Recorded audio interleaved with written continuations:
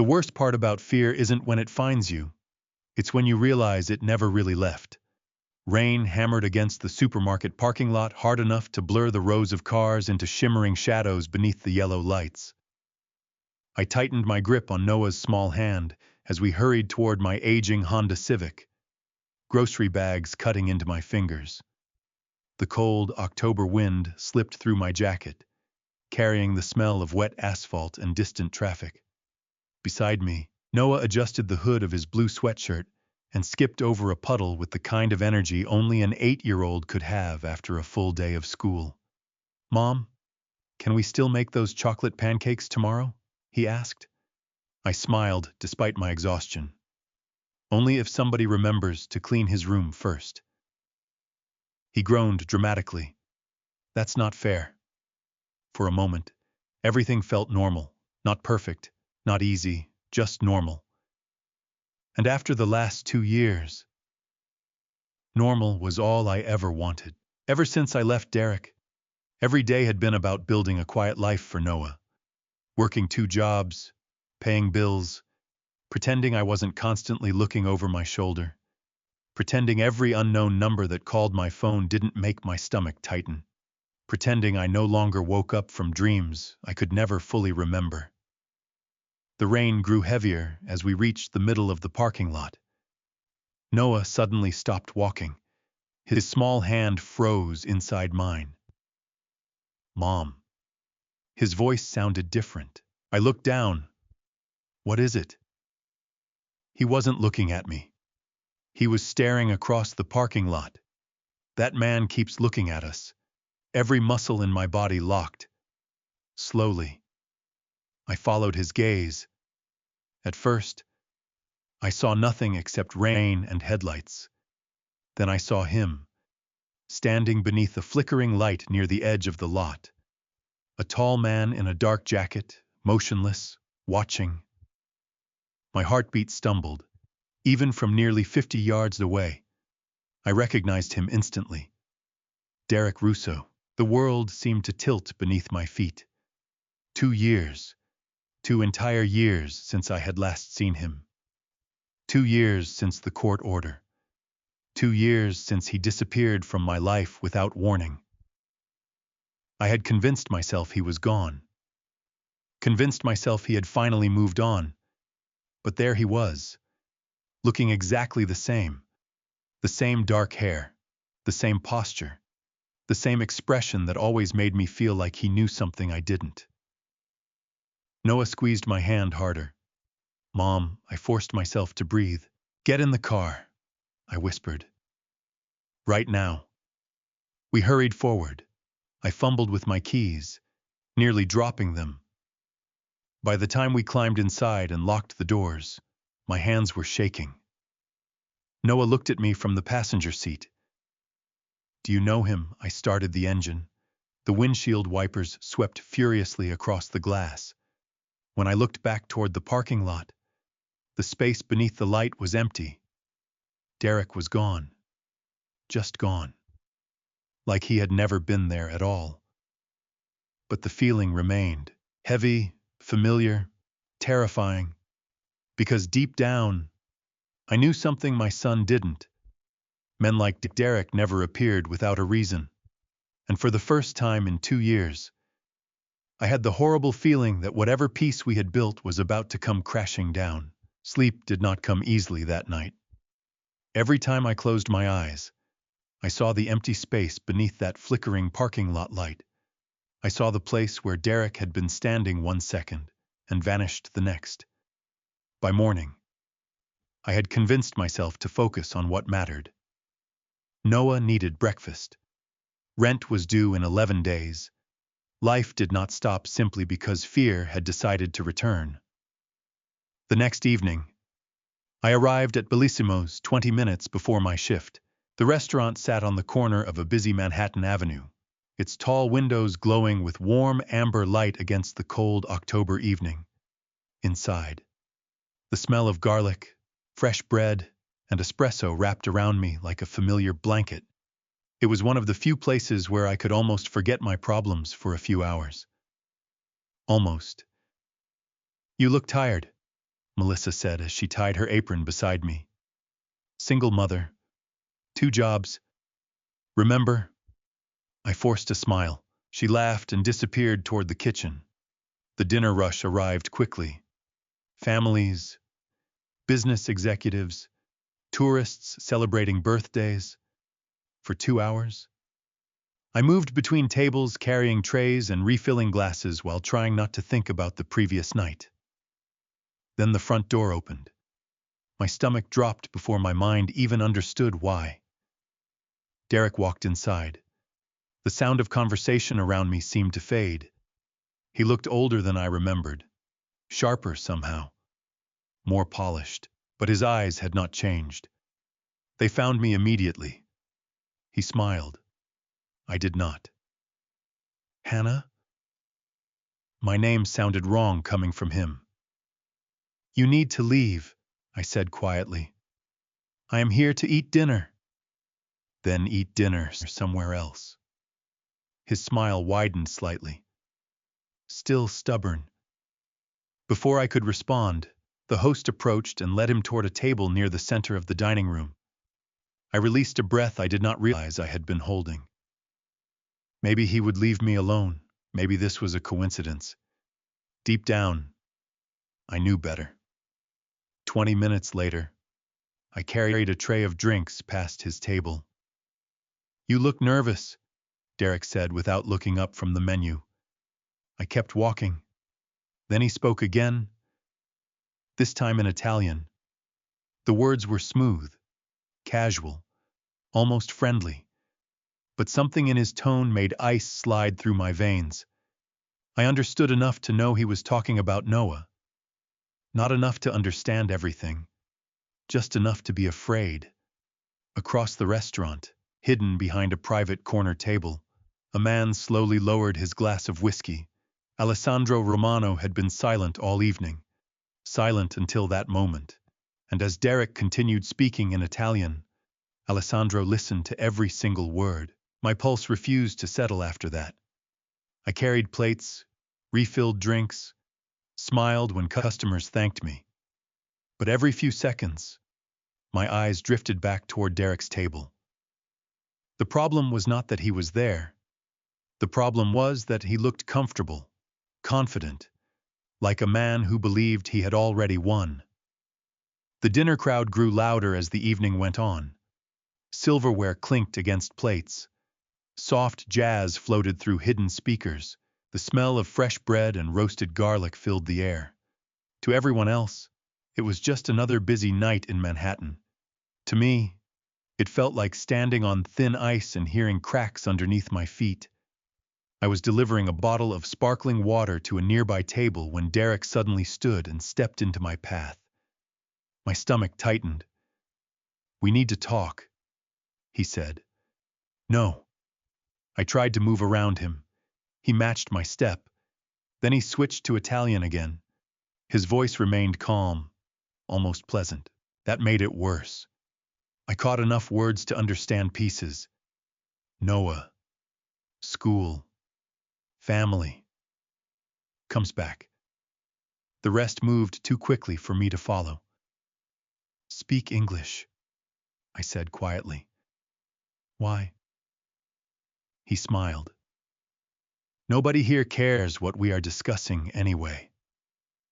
I knew that was not true. People cared. They simply pretended not to. That was how the world worked. Most people looked away from uncomfortable things. Derek leaned slightly closer, still speaking Italian, still smiling. My heart pounded harder with every sentence. I understood one phrase clearly. It mentioned Noah's safety. Another mentioned how difficult life could become for a single mother. Fear curled around my ribs like cold wire. Stop, I whispered. Leave us alone. For the first time, the smile disappeared, only for a second. But I saw it. Something colder underneath. Then he stepped back as if nothing had happened. Think about what I said, Hannah. He returned to his table. I stood frozen beside the service station. One of the cooks called my name from the kitchen. A customer asked for extra napkins. Life continued moving around me while my mind remained trapped in that conversation. Across the restaurant, Alessandro Romano had not touched his drink in several minutes. He sat alone at the private corner table, dressed in a charcoal suit that looked effortlessly expensive. The soft lighting reflected off the crystal glass near his hand. He appeared relaxed, completely unaffected. But there was something different now. Something in his eyes. The kind of stillness that appears before a storm reaches shore.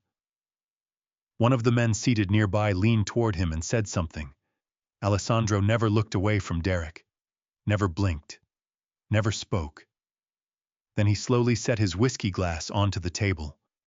The sound was barely audible, yet somehow it felt louder than anything else in the room. The rest of my shift felt endless.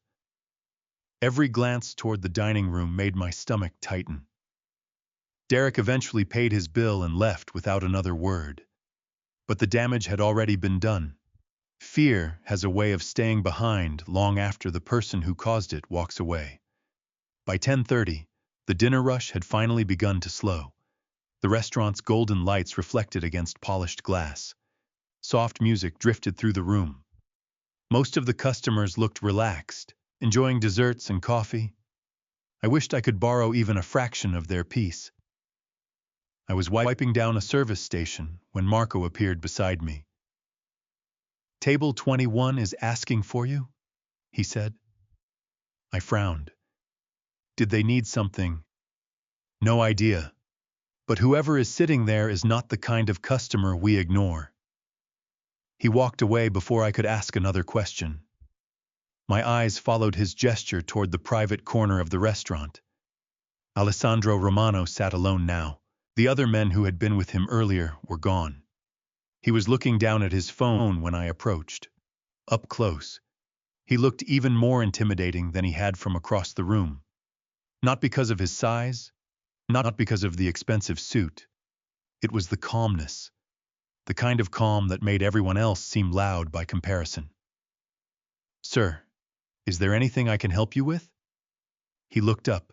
His green eyes met mine, sharp, focused, observant.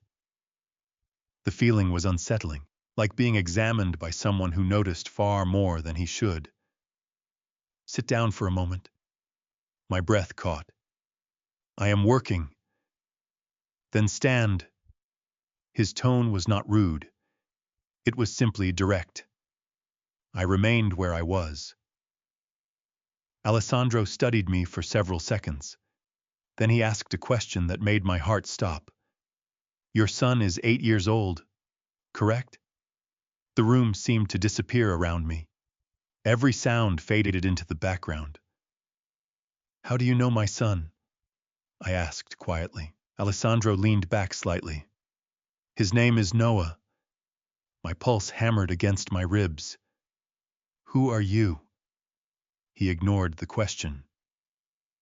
"You drive a silver Honda Civic. You live in Queens. You work 2 jobs." Fear rushed through me so quickly that I almost stepped backward. This was worse than Derek. Much worse. Derek knew my past. This man somehow knew my entire life. Alessandro must have noticed the panic on my face because his expression softened slightly. Not much. Just enough to notice. "You are afraid," he said. "Should I not be, for the first time?" A faint shadow of a smile touched his face. "Perhaps. But not of me." Then his phone buzzed.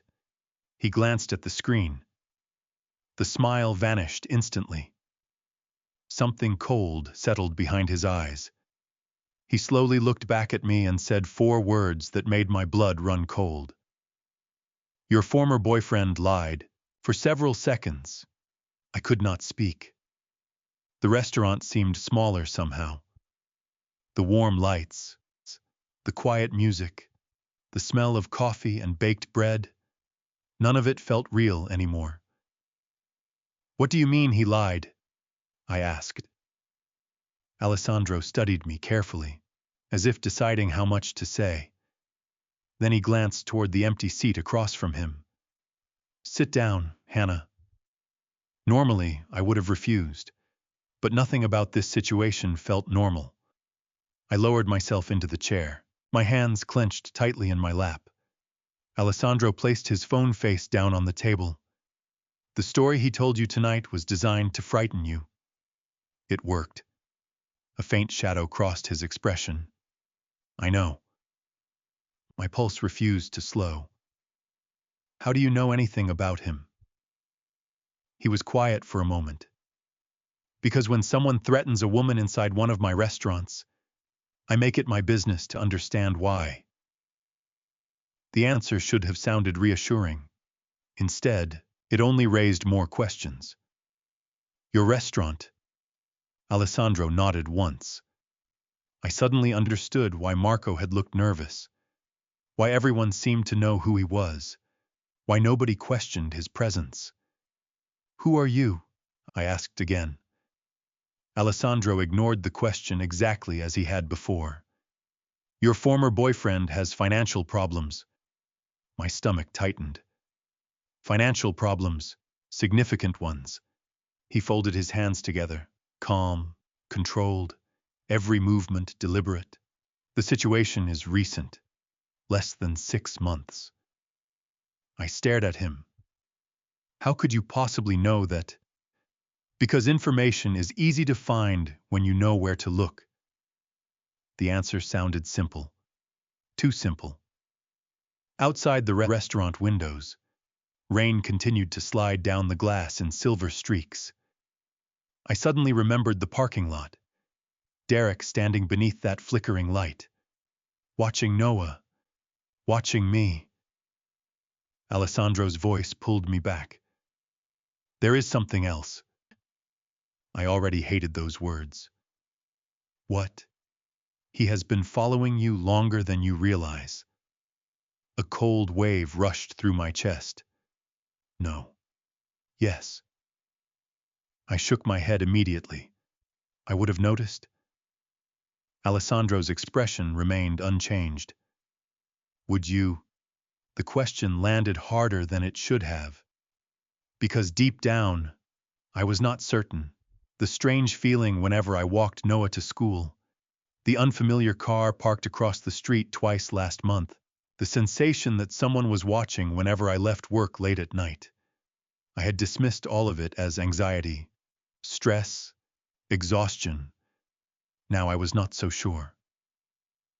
Alessandro's phone buzzed again. His eyes moved briefly to the screen. Something in his expression sharpened. Not anger, not fear. Focus. Pure focus. He looked back at me. "Hannah." The way he said my name made me sit straighter. "What, tomorrow afternoon?" "Noah has soccer practice at 3:30. My heart nearly stopped. I had never told him that. Alessandro held my gaze for a long moment before speaking again. "And if I were you, I would not let him go alone." The next day felt like a year stretched across a single afternoon. I barely slept. Every sound outside my apartment pulled me toward the window. Every vibration from my phone made my pulse jump. By noon, I had almost convinced myself that Alessandro had exaggerated everything. Maybe he was wrong. Maybe Derek was trying to scare me and nothing more. Maybe I was letting old fears control my life again. Then I looked at Noah. He sat at our tiny kitchen table finishing his homework, completely unaware of the storm gathering around him. The thought alone was enough to erase every doubt. At 3 o'clock, I drove him to soccer practice myself. The sky hung low and gray over Queens. Cold wind pushed fallen leaves across the parking lot as parents gathered near the field with folding chairs and coffee cups. Everything looked normal. Children laughed. Coaches blew whistles. Life moved forward exactly as it always had. Yet I could not relax. My eyes scanned every face, every parked vehicle, every movement near the field. "Mom," You are doing it again, Noah said as he grabbed his soccer bag. Doing what? Looking around like a secret agent, despite everything. I laughed softly. Maybe I am a secret agent. He rolled his eyes. You are definitely not. Then he ran toward his teammates. For the first 20 minutes, nothing happened. I sat on the bleachers pretending to watch practice while my attention drifted constantly toward the parking lot. A dark SUV pulled in. My heart immediately accelerated. A man stepped out. Not Derek. Just another parent. I exhaled slowly. A few minutes later, my phone buzzed. Unknown number. My stomach tightened. I answered anyway. Hello, silence. Then the call disconnected. I stared at the screen. A second later, another message appeared. No name, no number, just a single sentence. Watching from a distance does not mean I stopped caring. My blood turned cold. The message vanished almost as quickly as it appeared. Deleted before I could save it. Before I could even process it. Mom. Noah's voice carried across the field. Practice was ending early because of the weather. Children began running toward their parents. I stood immediately. That was when I saw him. Not Derek. Alessandro. He stood near the far edge of the parking lot wearing a dark overcoat, one hand in his pocket. Calm. Motionless. Watching the field. Watching Noah. Watching everything. Our eyes met briefly across nearly 100 feet of asphalt and autumn wind. He did not wave. He did not smile. He simply gave the smallest nod imaginable. Then my phone rang again. This time, it was Alessandro. I answered instantly. His voice was low and controlled.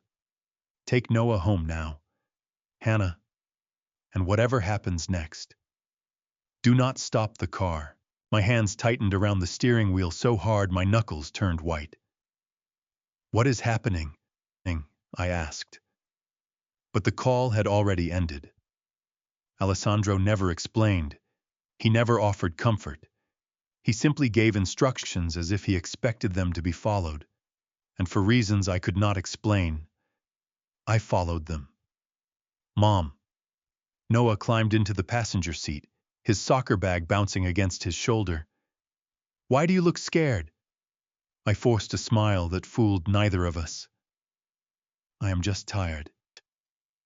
He studied me for a moment before fastening his seatbelt. The moment his buckle clicked into place, I started the engine. Rain began falling again as we pulled out of the parking lot. The sky had darkened faster than usual, covering Queens beneath a blanket of gray clouds and cold wind. I checked the rearview mirror constantly. Every vehicle looked suspicious. Every pair of headlights felt too close. 10 minutes passed. Then 15. Nothing happened. No one followed us. No one approached us. Gradually, I began feeling foolish. Maybe Alessandro had overreacted. Maybe I had overreacted. Then Noah suddenly sat forward. Mom. The fear in his voice made my stomach drop. What? He pointed toward the sidewalk ahead. That is him. My eyes followed his finger.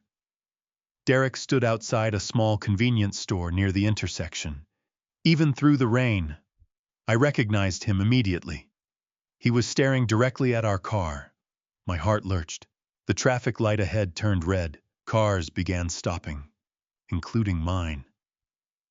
Derek started walking toward the intersection, toward us. I could barely breathe. Noah shrank deeper into his seat. Mom. It is okay, I whispered. Everything is okay. It was a lie. We both knew it. Derek reached the edge of the crosswalk. Then something unexpected happened. A black sedan rolled quietly to the curb beside him. The rear passenger window lowered halfway. Derek stopped walking. For a few seconds, he stood there speaking to someone inside. I could not hear a single word over the rain. I could only see the sudden change in his expression. Confidence disappeared. Whatever was said inside that vehicle erased it instantly. Derek looked toward our car one last time. Then he stepped backward. The sedan pulled away. The traffic light turned green. I drove through the intersection without stopping. My pulse hammered so loudly that I could hear it over the windshield wipers. Noah looked back through the rear window. He is gone. I glanced into the mirror. Derek was no longer standing there. The sidewalk was empty. The black sedan had vanished too. That night, after Noah fell asleep, my phone buzzed on the kitchen counter. A single message appeared from an unknown number. 4 simple words. Nobody touches that boy. I stared at the message for a long time after the screen went dark. Nobody touches that boy. 4 words. No signature. No explanation. Yet I knew exactly who had sent them. The strange thing was that they did not make me feel more afraid. They made me feel something far more dangerous. Safe. I hated that feeling. I barely knew Alessandro Romano. A week earlier, I had never even heard his name. Now I was trusting him more than people I had known for years. The realization should have worried me. Instead, it kept replaying in my mind as I watched Noah sleeping peacefully in the room across the hall. The next morning arrived bright and cold. Sunlight spilled across the kitchen table while Noah ate cereal and talked non-stop about soccer. Children have a gift for moving forward. They do not carry fear the way adults do. They simply wake up and start a new day. By noon, I was back at Bellissimo's preparing for another shift. The familiar sounds of the restaurant usually helped settle my nerves.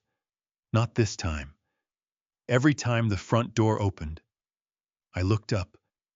Every time my phone buzzed, my heart skipped. Around 4 o'clock, Marco appeared beside me.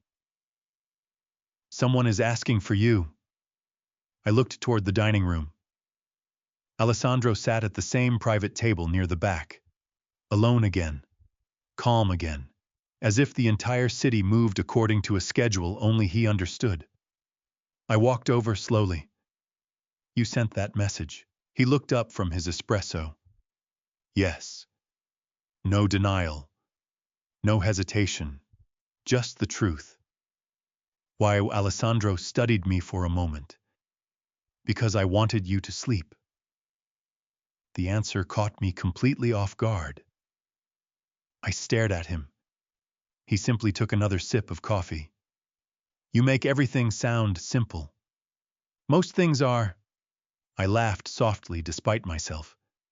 The sound surprised both of us. Alessandro's expression shifted almost imperceptibly. Not a smile. Something warmer than that. Something human. The silence between us settled into something unexpectedly comfortable. Then I asked the question that had been haunting me for days. "Why are you helping me?" For the first time since I met him, Alessandro looked away. His gaze drifted toward the rain-speckled windows, toward the city beyond them. When he finally spoke, his voice was quieter.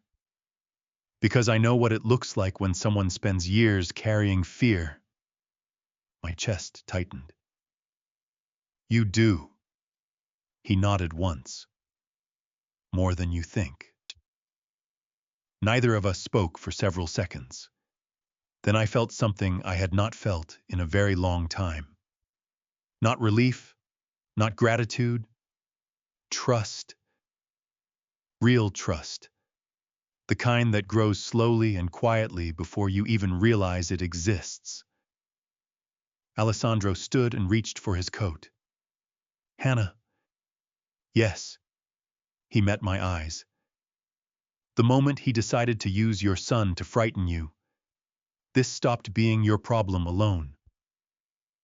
And for the first time since Derek had returned, I felt tears gathering behind my eyes because someone finally believed me. 3 months later, spring arrived quietly. The cold winds disappeared. The trees in the park near our apartment filled with fresh green leaves. Life did not suddenly become perfect. Bills still arrived. I still worked long shifts. Noah still forgot to put his dishes in the sink. But the fear that had once followed me everywhere was gone. Derek never contacted me again. No messages, no phone calls, no unexpected appearances outside schools or grocery stores. He simply became part of the past where he belonged. Sometimes I wondered what had happened. Sometimes I almost asked Alessandro, but every time the question formed in my mind, I found that I no longer needed the answer. Peace was enough. On a bright Saturday afternoon, Noah and I walked through Central Park beneath a cloudless blue sky. Families filled the pathways. Children chased pigeons across open lawns. Street musicians played soft jazz near the fountain. For the first time in years, I felt completely present. Not worried about tomorrow.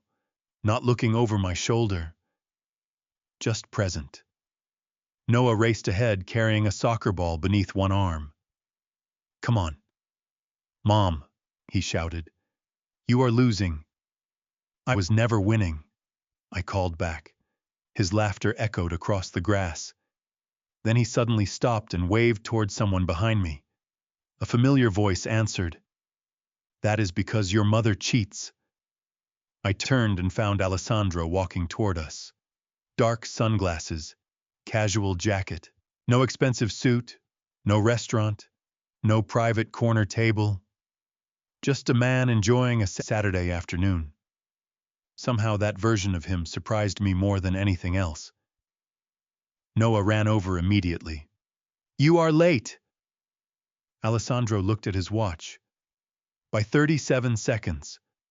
Still late. A terrible mistake on my part.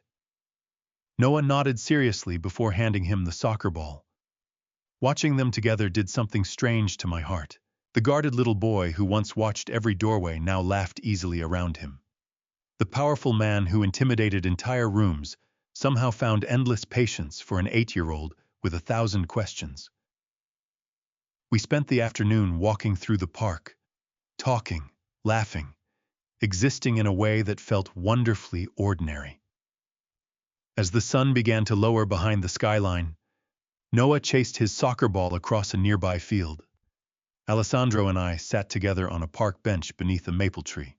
For a while, neither of us spoke. We simply watched Noah run. Finally, I turned toward him. "Thank you." Alessandro looked genuinely confused. "For what?" I smiled. "For everything." His expression softened. The city moved around us. People passed by. The world continued turning. But for a brief moment, everything felt still. Noah waved from across the field. "Are you coming?" "Alessandro!" Alessandro stood first and offered me his hand.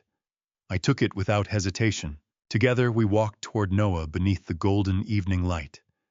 And as I watched the two people I trusted most waiting ahead of me, I realized something simple.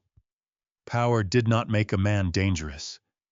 The people he loved did.